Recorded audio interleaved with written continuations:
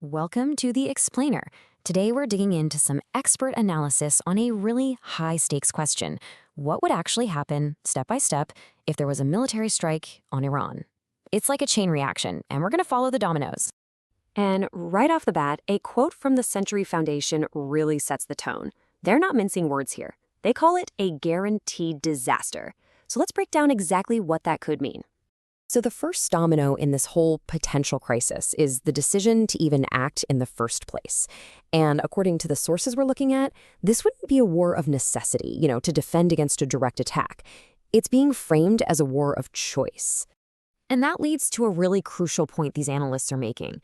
There hasn't been a public case made that shows a clear, immediate threat to American security. And on top of that, the idea of bypassing Congress raises all sorts of red flags for them about the whole process. Now, this is where it gets really interesting. Analysts are drawing a sharp contrast with the lead-up to the 2003 Iraq invasion. Back then, even though the evidence turned out to be faulty, there was at least an attempt to make a case to Congress and the world. With this hypothetical Iran strike, experts point out that it seems like even that step is being skipped over. So if that first domino falls, what's the next one? Well, it's the immediate and absolutely devastating impact on the 88 million people who actually live in Iran. And this is the second link in that chain reaction. It starts with a massive humanitarian crisis, but it quickly spirals into total political chaos, creating this dangerous void right in the heart of the Middle East. The number one concern you see in all the analysis is the staggering human cost. We're talking about military strikes that would almost certainly cause just a massive number of civilian deaths and a complete breakdown of normal life. Because if a strike actually succeeded in, taking out the current regime, it creates what political scientists call a power vacuum. This isn't some orderly change of government. It's the sudden, violent removal of any central control. So who fills that void? Well, that's the terrifying part. It wouldn't be one group.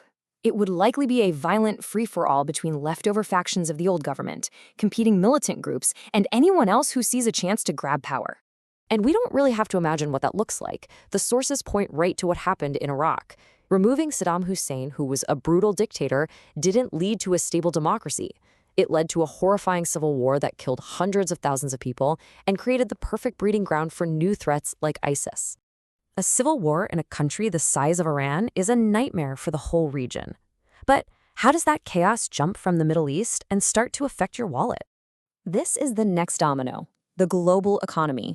A war in Iran wouldn't just be a regional problem. It would send immediate, painful shockwaves through the world's most essential markets. And unbelievably, a huge part of that global economic risk all comes down to one single, incredibly important little stretch of water. It's basically a vital artery for the entire world's energy supply. And this is it, the Strait of Hormuz. It's this narrow channel and a massive chunk of the oil that powers our planet, for our cars, our homes, our entire economy, has to pass through it every single day.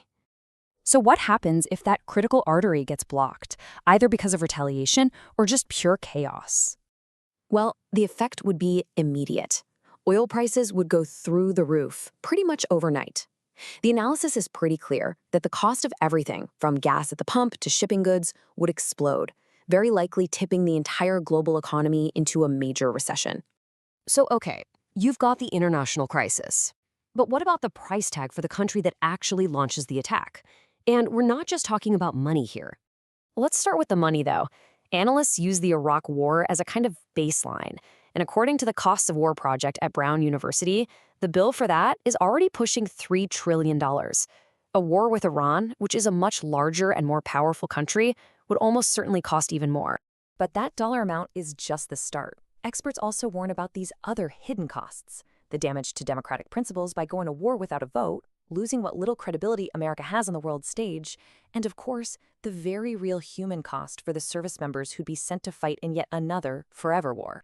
So when you line up all these predictions, humanitarian catastrophe, economic collapse, incredible costs, the analysis naturally turns to a huge question. Is there another way? Does it have to be this way? And according to the experts we're looking at, the answer is a definite yes. They argue that this isn't inevitable at all. There is another path, a diplomatic one, that isn't just a theory. It actually has a proven track record. And this isn't just wishful thinking. They lay out a real strategy. It starts with getting back to international agreements, like the 2015 Iran nuclear deal, the JCPOA, which analysis showed was actually working. It also means encouraging positive steps in the region, like the recent effort by Iran and Saudi Arabia to restore diplomatic ties. You build on what's working. So the core argument here is that diplomacy isn't the soft or weak option. When the stakes are this high, the analysis presents it as the most strategic and, as the Century Foundation puts it, the only reliable path to security. And that leaves us with this final, crucial question. The analysis really lays out two very different paths. One is a chain reaction of absolute catastrophe. The other is the hard work of diplomacy. Which one will be chosen?